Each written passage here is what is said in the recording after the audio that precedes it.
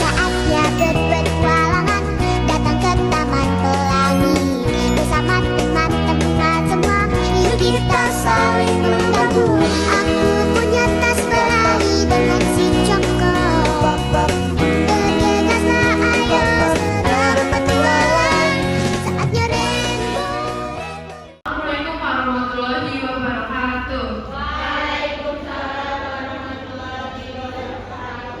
Ya, perkenalkan nama saya Marsudina Durandani. Saya dari kelas F dengan NIM 241102023. Nah, saya akan menjelaskan tentang ini ya, di bab 10 hubungan antara pausa.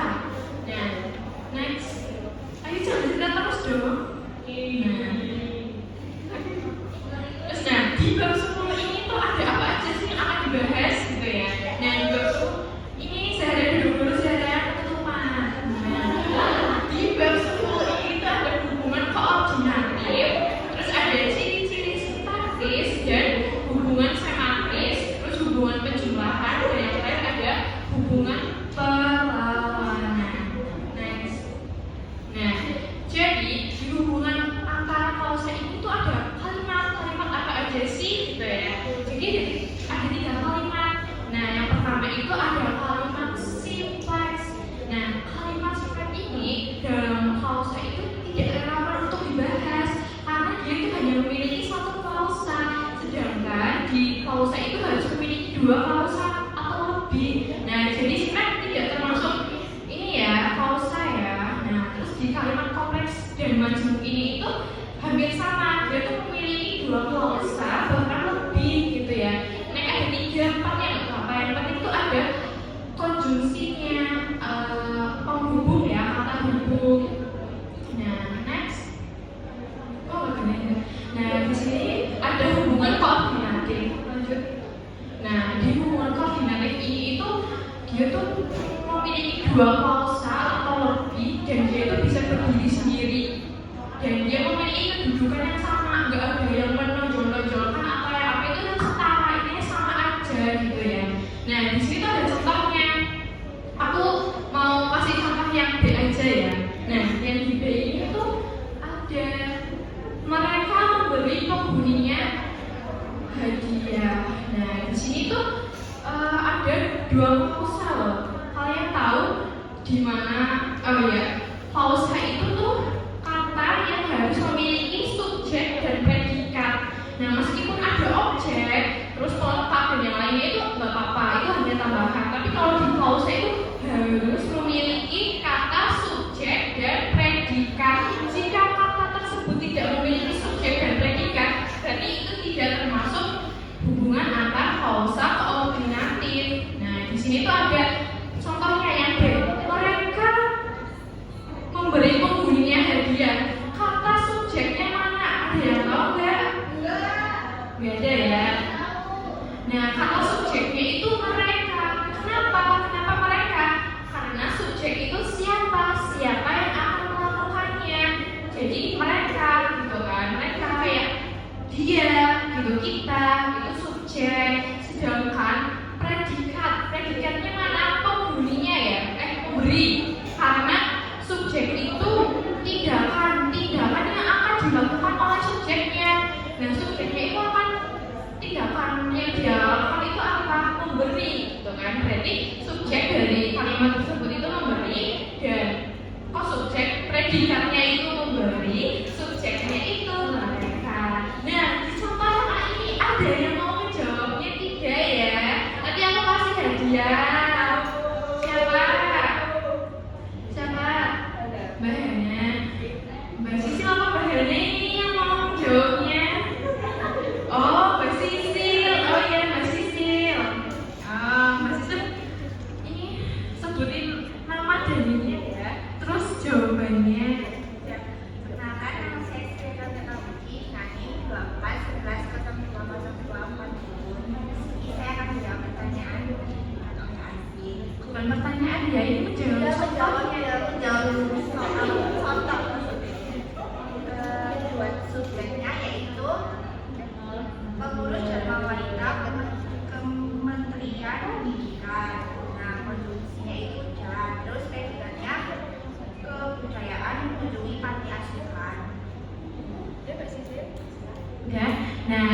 betul ya, yang apa yang dikatakan Mbak Sisil itu betul. Tapi saya lebih lengkapin lagi itu subjeknya itu mana? Subjek itu apa sih gitu kan? Ini kan sudah saya katakan kalau subjek itu siapa yang akan melakukan tindakannya.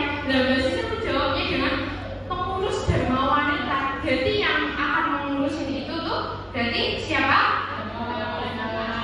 Pengurusnya ya. Ya nggak apa-apa, sambil belajar lagi ya. Nah, ya nggak apa-apa, Nasya itu udah bener kok. Cuma ini tuh ditepatin lagi ya, yang bener itu yang mana gitu. Udah bener ya Mbak Nasya ya. Terus subjeknya itu kan pengurusnya. Sedangkan predikatnya Mbak Sisil bilangnya kebudayaan mengunjungi panti asuhan. Nah, predikatnya itu tadi apa yang saya katakan, tindakan yang akan dilakukannya. Jadi tindakan apa yang akan dilakukan oleh pengurusnya? Jadi tindakannya itu mengunjungi. Ya, kata mengunjungi itu sebagai predikat, ternyata tindakan yang akan dilakukannya. Nah, udah ya, jelas ya? Jelas. Oke, sekarang tinggal yang cek. Di sini itu ada. Oh enggak, langsung ya, yang jika klausa A dan klausa B itu digabungkan itu maka terbentuklah konjungsi atau kalimat majemuk karena dia memiliki konjungsinya dan dia bisa berdiri sendiri dan menghasilkan kalimat majemuk. Seperti contoh seperti ini yang C, jika digabungkan ya. Nah, yang C, ayo dong jangan kita sendiri, di ini dulu ya, perhatikan sebentar. Nah, di sini tuh ada yang C, pengurus dharma wanita Kementerian Pendidikan dan Kebudayaan mengunjungi panti asuhan. Dan kata dan itu apa? Kata dan ada yang tahu? Itu termasuk apa? Oh iya, benar sekali Mbak Henda, itu adalah konjungsi ya. Konjungsi itu kata hubung antara klausa pertama dan klausa kedua. Jadi klausa pertamanya itu yang mana? Yaitu pengurus dharma wanita Kementerian Pendidikan itu klausa pertama, dan kata dan yang ke pertama ini itu konjungsinya. Nah, sebelum kalimat klausa itu harus ada konjungsinya. Jika tidak ada konjungsinya, maka itu masuknya ke klausa pertama, gitu ya. Nah, di sini klausa keduanya apa? Kebudayaan mengunjungi panti asuhan. Nah, ini termasuk dalam klausa ke? Iya, benar sekali Mbak Nasya, di klausa kedua ya. Dan ini ada kata dan lagi, konjungsi lagi gitu kan ya.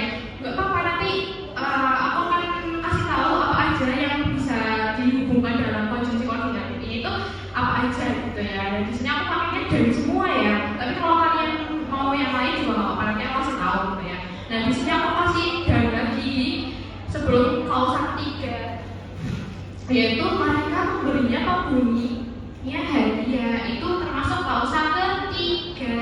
Nah, begitu ya, paham? Next. Nah, di sini nih konjungsi koordinatif yang dapat digabungkan tuh apa aja sih? Yo, mari kita bareng-bareng ya. Dari atau sampai bawah, terus kemudian sampai bawah, sedangkan sampai bawah, bukan sampai bawah gitu ya. Bareng-bareng ya. Nanti aku ngomong kalau konjungsi koordinatif yang dapat digabungkan itu apa aja? Yang pertama ada atau, tetapi, serta, lalu, kemudian, lagi pula, baiknya, padahal, sedangkan, baik maupun tidak, bukan dan melainkan. Itu adalah konjungsi yang dapat dipakai untuk hubungan koordinatif. Gitu ya, paham ya? Ini ada yang mau memberikan contoh yang di sini untuk menjawabnya? Ada yang bisa? Ada nggak? Ini kan Pol, aku mau tanya cuma yang di konjungsinya aja. Di contoh satu, konjungsinya mana ya? Kan ada Anda datang ke rumah saya atau saya datang ke rumah Anda. Benar ya? Berarti konjungsi dari kalimat tersebut itu adalah atau. Iya, terus langsung aja Nah, di sini tuh ada ciri-ciri sintaktis. Udah lah, next aja ya, kan klausanya sama. Nah, di sini ada ciri-cirinya, yaitu contohnya itu ya orang tua. Next aja apa ya? Kecilan ya. Next lagi. Nah, di hubungan penjumlahan ini itu dia itu menggabungkan adanya kegiatan, terus adanya peristiwa, keadaan atau proses yang terkait. Nah, di hubungan penjumlahan ini tuh apa aja sih yang mau dibahas gitu ya. Jadi yang mau dibahas itu ada sebab akibat, terus urutan waktu, terus pertentangan, dan yang terakhir itu ada perluasan. Next, terus sekarang kita ke sebab akibat dulu ya. Nah, di hubungan penjumlahan yang menyatakan sebab akibat ini itu klausanya itu harus memiliki yang pertama, klausa pertama harus ada sebabnya, dan klausa kedua itu harus ada akibatnya. Dan jika tidak ada keduanya gimana? Berarti tidak termasuk ke sebab akibat. Nah, di sini tuh contohnya. Saya akan beri contoh yang kedua ini ya. Sudah sebulan kami mengarungi itu dalam KBBI itu berlayar ya. Nah, mengarungi berlayar laut dan kami amat merindukan daratan yang sejuk. Nah, dalam sudah sebulan kami mengarungi laut itu dapat kita ambil itu sama aja menghabiskan waktu di laut gitu ya. Dia tuh udah menghabiskan di laut, terus dia kangen sama suasana yang ada di daratan Sisil. Nah, jadi sebabnya dia itu udah ada di laut itu udah lama. Terus akibatnya apa? Dia itu merindukan daratan. Nah, siapa kasih sayang terus ya, menulis kasih sayang dari pasarnya ya. Nah, next. Terus di sini ada pertentangan nih. Nah, di pertentangan ini tuh menyatakan pertentangan dalam klausa pertama. Nah, di pertentangan ini tuh menunjukkan perbedaan situasi atau kondisi antara kedua klausa.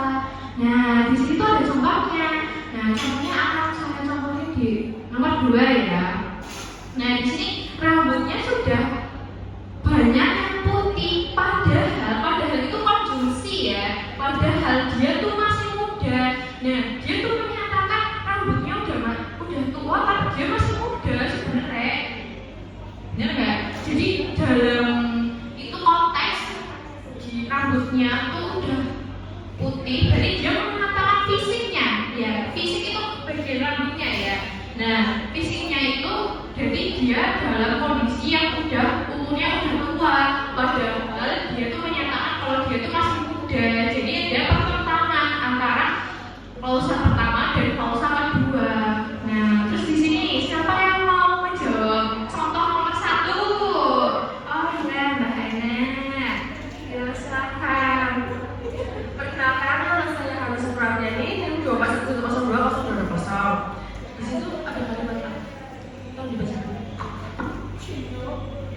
Iya, ini kecil banget ya, maaf ya Mbak Hana, tidak terjelas. Ia selalu mengendarai motor ke kantor, sedangkan temannya menggunakan kereta. Berarti itu pertentangannya kan di konjungsi tetapi. Iya. Kan ada dua perbedaan kendaraan yang tadi dijelaskan apa itu? Motor dan kereta. Itu berarti ada pertentangan antara motor dan kereta. Oh iya, berarti betul ya Mbak Hana ya, masih tepuk tangannya dong Mbak Hana. Ya, betul sekali ya yang Mbak Hana bicarakan. Dari klausa pertama itu menjelaskan tentang transportasinya, transportasi yang digunakan oleh orang pertama. Jadi oleh orang pertama itu menggunakan motor, sedangkan yang di klausa kedua itu menjelaskan tentang transportasi temannya, dan temannya itu menggunakan dia menggunakan kereta. Nah, next. Nah, di sini ada perluasan. Nah, di perluasan itu tuh kalimat yang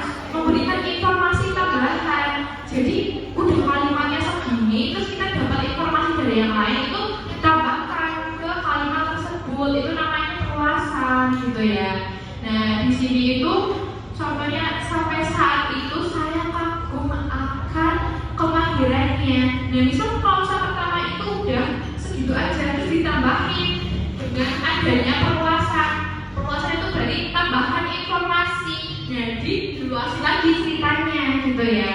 Jadi kan tadi kan sampai saat itu saya kagum akan kemahirannya dan kekaguman saya bertambah dengan kemampuan mengatasi tantangan hidup. Jadi udah ada klausa pertama itu udah jelasin ini, terus ditambahin informasinya. Jadi itu menambahkan informasi yang lebih luas gitu ya. Next, terus di sini ada perlawanan.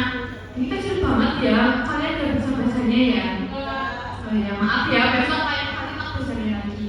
Nah di perlawanan ini itu saling berlawanan dan tidak sama dengan klausa keduanya. Contoh, saya ingin pergi ke pantai, tetapi cuacanya sedang buruk. Jadi dari kalimat tersebut, manakah konjungsinya?